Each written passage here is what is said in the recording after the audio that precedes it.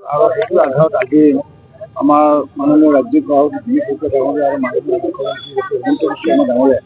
আনুষ্ঠানিকভাৱে আজি কেইবাখনো ভিডিঅ' ভেন আজি মুকলি কৰিছিলে গুৱাহাটীৰ আমাৰ যি ৰাজ্যিক কাৰ্যালয় অফিচৰ ৰাষ্ট্ৰীয় ভৱনত। আৰু আজি আমি নলবাৰীত আমাৰ যি অসমৰ পশ্চিম প্ৰান্তৰ যিমানবোৰ ভেন সেই ভেনকেইখন মই লগতে চন্দন বাকৰি ডাঙৰীয়া দন্তমল্ল ডাঙৰীয়াই আমি তিনিজনে আনুষ্ঠানিকভাৱে আজি ভেনসমূহ আমি বিভিন্ন প্ৰান্তৰ যাবগৈ আৰু সেই ভেনসমূহত আমাৰ বিভিন্ন ভাৰতীয় জনতা পাৰ্টীৰ আদৰ্শৰ লগতে মাননীয় প্ৰধানমন্ত্ৰী নৰেন্দ্ৰ মোদী ডাঙৰীয়াৰ যি সৰ্বস্পৰ্শী সৰ্বব্যাপী আঁচনি মাননীয় মুখ্যমন্ত্ৰী ডক্টৰ হিমন্ত বিশ্ব শৰ্মা ডাঙৰীয়াৰ সৰ্বস্পৰ্শী সৰ্বব্যাপী আঁচনি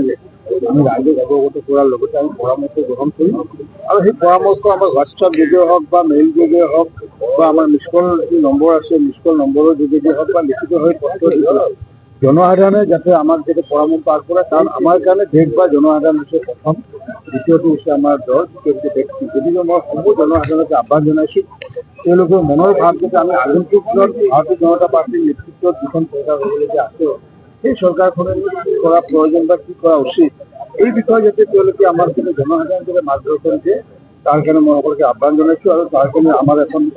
প্ৰপত্ৰ এখন তেওঁলোকৰ যি পৰামৰ্শ সেই পৰামৰ্শসমূহ ইতিমধ্যে আমি এখন উলিয়াইছোঁ। সেই পৰামৰ্শসমূহৰ ৱেবছাইটে তেওঁলোকৰ নাম নম্বৰ লগতে পৰামৰ্শ দিব পৰা এটা স্কোপ এটা আছে। আমাৰ প্ৰতিখন ভেনতে একোটাকৈ বক্স থাকিব, বক্সত তেওঁলোকে দিব পাৰিব আৰু কোনোবা যদি ব্যক্তিগতভাৱে ৰাজ্যিক সভাপতি জিলা সভাপতি লগ ধৰি দিয়ে তেওঁলোকে দিব পাৰিব। এনেকৈ সকলো কাৰণে মুকলিকৈ ৰাখি পেলাই আমাৰ যি দৰ্শন যে nation first party next individual last, অৰ্থাৎ জনসাধাৰণ হৈছে দেশ।